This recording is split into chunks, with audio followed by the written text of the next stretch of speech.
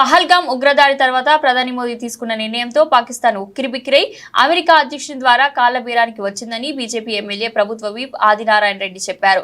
Operation Sindoor ప్రధాని మోదీ భారతదేశంలో శ్రీకృష్ణుడి పాత్రను పోషించడం ద్వారా భారత త్రివిధ దళాలకు సంపూర్ణ బలాన్ని ఇచ్చారన్నారు.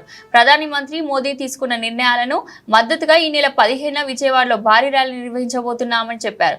ఇదే క్రమంలో ఈ నెల 16న అన్ని జిల్లా కేంద్రాలు, 18న మండల కేంద్రాలు, ఎన్డీఏ భాగస్వామ్య పక్షాలు ప్రజలను కలుపుకొని తిరంగా ర్యాలీ నిర్వహిస్తున్నట్లు ఆయన పేర్కొన్నారు. బీజేపీ కార్యాలయంలో నిర్వహించిన విలేకరుల సమావేశంలో ఆదినారాయణ రెడ్డి మాట్లాడుతూ బీజేపీ సహకారంతో చంద్రబాబు నేతృత్వంలో రాష్ట్రం సంపూర్ణంగా అభివృద్ధి చెందుతుందన్నారు. అందరికీ హృదయపూర్వక నమస్కారం. భారత్ మాతాకి జై, వందే మాతరం. ప్రధానంగా ఈరోజు ఈ యొక్క ప్రెస్ మీట్ కారణం అందరికీ తెలిసినదే.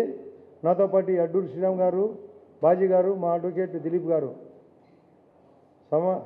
సమక్షంలో ఈ సమీక్ష.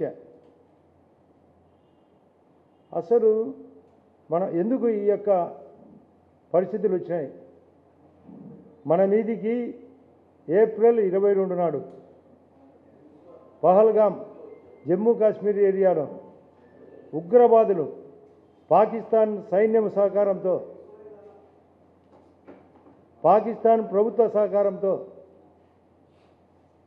ఇది ఉగ్రవాదులు ఒకరే కాదు, మూకుమ్మడిగా మన 26 మంది అమాయకులను, అందులో మన ఆంధ్రప్రదేశ్కు సంబంధించిన, వైజాగ్కు సంబంధించిన చంద్రమౌళి గారు, కావలికి సంబంధించిన మధుసూదన్ గారిని వాళ్ళ యొక్క కుటుంబ సభ్యుల మధ్య అడ్డదిడ్డంగా పేరు చెప్పి మేము చంపుతాం, ఇది మోడీ గారికి తెలియజేయండి, మీ భారతదేశం మీదికి ఉద్దేశపూర్వకంగా వచ్చినామని వాళ్ళ యొక్క దురాలోచనతో జరిగిన పని.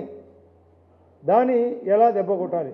ఆ రోజే భారతదేశ ప్రభుత్వం మోడీ గారి ఆధ్వర్యంలో రాజ్నాథ్ సింగ్ గారు, అమిత్ షా గారు అందరూ కలిసి త్రివిధ దళాధిపతులను ఏకం చేసి ఇంటెలిజెన్స్ అందరినీ కూర్చోబెట్టుకొని వెంటనే చేసిన మొదటి పని సింధు జలాలు ఆపడం, వాళ్ళ వీసాలు రద్దు చేయడం, వాళ్ళందరినీ బయటికి పంపించడం.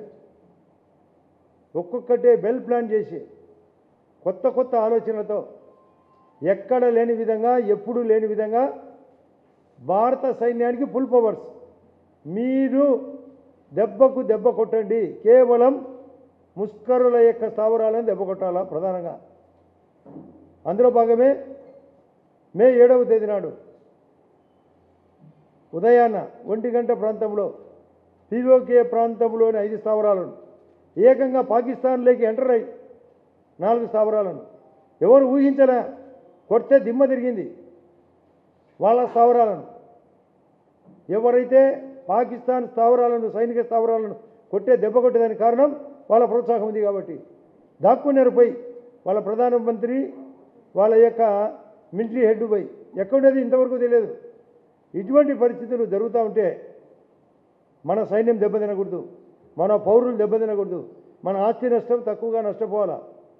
ఇన్ని ఎత్తుగడలు ప్రతి గంటకు సమీక్ష మోడీ గారి నివాసంలో కానీ, రాజ్నాథ్ సింగ్ గారి యొక్క ఆఫీసులో కానీ పూర్తి స్థాయిలో జరిగినది ప్రపంచమంతా అందరూ ఆమోదిస్తున్నారు.